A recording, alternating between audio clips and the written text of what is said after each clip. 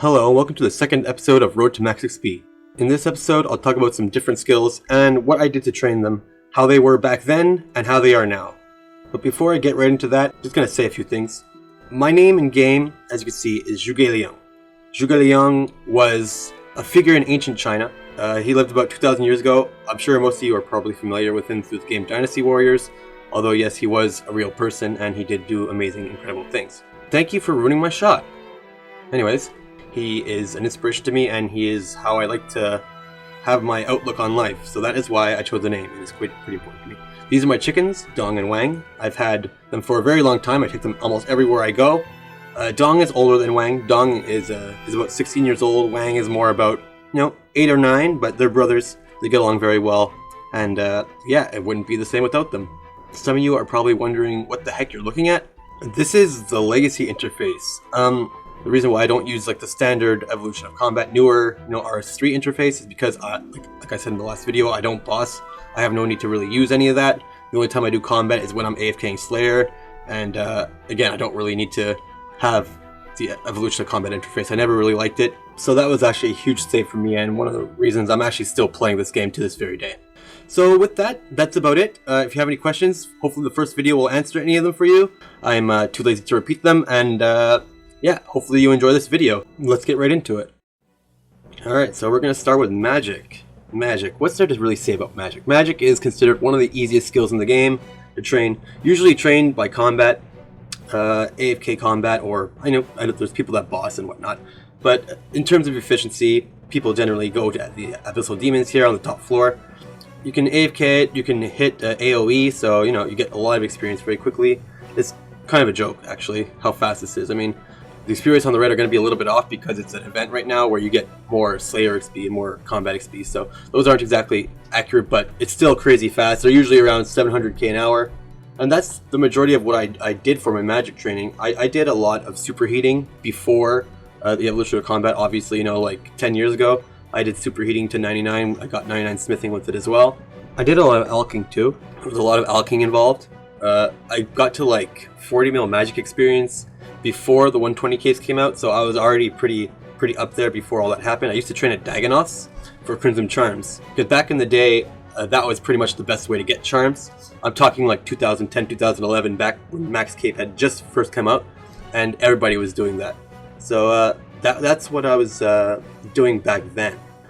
As for now, yeah, I would say basically you want to stick to doing this sort of a thing. Combat's the way to go for magic these days. There's really no other option. I mean, you could do other spells and stuff, but it's just not worth it. There is a little bit of a trick, which I'll show you right now with Alking, that you could integrate with pretty much anything you train. But other than that, it's not really worth training magic any way other than what you see right here, or combat in general. And just a quick disclaimer, I'm not saying that these are the best ways to train these skills in general, but it's just what I do, and in the end, what's most important is that you're having fun on the game. So just do what you like to do, and that's the most important part. There's no point in playing a game if you're not having any fun in it. Okay, so for this little trick that I don't think many people really know, this is typically geared towards lower levels, but it could be done by anybody. What you're going to want to do is you're going to want to get yourself the usual alking equipment, like your fire staff, your nature runes, your alking items for profit, and you'll want to grab a fruit bat with the fruit scrolls that they have with the fruitful scrolls. Now, something I think not many people know is that you could be alking while training almost anything, as long as you don't interrupt the alk animation in between. So for example, you can go to this ivy over here and start chopping it, and then you'll be alking, and as long as you don't interrupt the alk animation, you should be able to constantly be alking and gaining woodcutting experience at the same time. Now you can do this with mining, you can do this with fishing, but the reason I'm showing this with woodcutting is because I find it works best with the fruit bat. Now the fruit bat as well, you can use its special ability while woodcutting and alking, and nothing will be interrupted. So all you have to do is when you get a bunch of papayas, which are worth quite a bit now, you just go note them at this tool leprechaun over here, and you're good. You just go back, you keep going, and you could make up to like 4 to 5 mil an hour doing this just by alking the right stuff. Assuming, of course, you actually want to put in the effort of doing all of this. There are much better ways for other people to make money, such as bossing or just PVM in general. But if you're a skiller or a low level and you need some ways to make money, this was just an option for you. Just thought I'd throw that out there as a little bit of a helpful hint. And hey, would you look at that? We got 150 mil magic now. Great, now I can move on to the next one. Farming. Oh boy, farming. One of the nicest 120 kits in the game. If there's a skill that makes me sad, it's farming. And only because it was once one of the rarest and impressive capes to own. It took an insane amount of time. It wasn't even hard, it was just slow. And then player-owned farms came out. In the space of a year, it went from one of the rarest to one of the easiest and most common 120 capes around. And that makes me sad. Nobody seems to care about the cape anymore, but it was once one of the greatest things to have. Of course, it's 2021. I understand that RuneScape is easy now, but in my opinion, player-owned farms were just too overpowered. It ruined the skill. It takes no effort anymore. It's just sad. Regardless, it is what it is. I won't stay a grumpy old man forever. Everything changes. I got 120 farm years ago. I did herb runs to 120. I barely even planted any trees. It was almost all herb runs because I own boss, so it paid for pretty much every single skill that I have. If I were to estimate how much I've made from farming altogether throughout all the years of doing these herb runs, I would say I'd made about 10 billion, which is quite a nice number, especially when you don't boss. It's not all bad, however. Player-owned farms does allow me to use the points I get from this overpowered experience to buy potions that I can use for my juju seeds, which is the majority of how I made all my money with herb runs. It's actually very simple to do. I'll show a very quick tutorial on how to do it for those who don't know how to do it, although I'm sure most of you already do. So you're going to want to start by going off to Herblore Habitat. You can buy a teleport to go there. There's a little juju pouch, or you can use the mask or the farming outfit. There's multiple ways to get there. You'll see Papa Mambo here. That's when you know you're in the right place. He's always there freaking out in the corner. Good guy though. Anyway, so you're going to run off to your patch over here. You just cross the vine. And then from there, you're going to want to make sure that you have your juju farming potions. They help you get extra herbs. You're going to want your aura. If you have the Green Fingers aura, that's very, very good to have. It will help you a lot in getting extra herbs. You're going to want your farming urns if you have them, and as well as the urn enhancer if you have that. You're going to want your juju seeds, and you're going to want the potions that you bought from the player-owned farm area. And then all you have to do is just pick the herbs, wait for them to finish, put another seed in, use the potion, and it will automatically grow again to a full herb patch. This is what I do a lot for money making, even today. It's just very easy to get the seeds. You would just go kill Jadinkos. They're very easy to kill. You can AFK that for half an hour, get a bunch of seeds that will last you for days.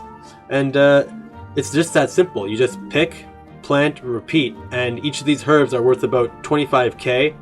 And of course you can save potions when you're actually making the juju potions, so it adds up pretty quickly. You can easily get, a few million in just a few minutes if you have the seeds. So this is just a good method that I like to use to gain some fast money, especially since, like I said a million times, I don't boss. So this has helped me immensely throughout the years, and will help anybody who doesn't really know how to make money that doesn't boss. So, it's just an extra way to make money for anybody, really, if you're into that kind of thing. And hey, sweet. That's 150 million farming right there. That was not planned at all. Well, now I can go on to the third skill of the day, and that is going to be rune crafting. Ah yes, good old rune crafting. Everybody's favorite skill. Generally considered to be the hardest skill in the game. There's not really any real easy way of training this skill. It is slow, or it is click intensive, no matter which way you look at it. What I do, I like to do runespan. A lot of you people might be thinking, what the heck? Why is he doing runespan? Aren't there soul runes? Isn't that a little bit faster? Yes, it's faster. It's actually quite a bit faster, but the reason why I do runespan is because I look at it as a daily skill. I like to go to runespan every day or whenever I can, and just do the daily yellow wizards that you get from the master outfit. And I'll try and get the rune sphere every day too, as well, just because if you do all of that together, it's quite efficient. It's not as bad as you think, and it becomes a daily thing, so it's not like you're grinding it all the time, all day, where you'll go insane. Because this is the kind of skill. If there's a skill that will make you insane, it's rune crafting. Alright, now story time. Back in the day, I trained rune crafting to 80 with earth runes and free to play. It took me a while to get members back in the day. I was just a little boy. But then I did the ZMI altar to 90. Yeah, most of you people probably don't even know what that is anymore. It's very obsolete content, but at the time it was the fastest rune crafting experience you could get. It was like 60k an hour, and that was the bomb. Like everybody liked that. So everybody was doing the ZMI altar.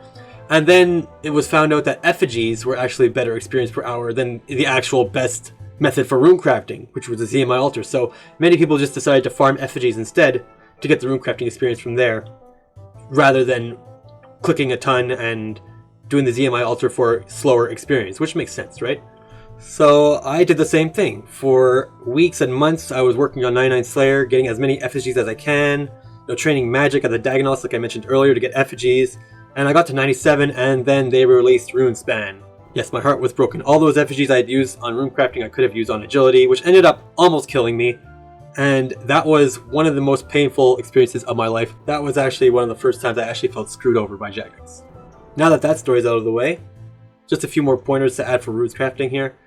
Try to make sure you always have DXP inside of it. It's not really worth training it otherwise. Whatever way you look at it, it's going to be a very slow skill, so it always makes sense to put DXP in Rune Crafting. I never train it without DXP. I mean, it's just too slow. It feels like you're getting nowhere. So if you just do this daily and while you have DXP in it, it's really not that bad. You can bring a tele tab that you can buy from the wizard for some points, and that speeds it up a lot getting to the Rune Sphere, because the Rune Sphere is quite a nice chunk of XP that you can do while AFKing, and that's always nice. Again, lastly, I don't do souls because I'm lazy. I don't have the quest done because I don't quest because I'm lazy.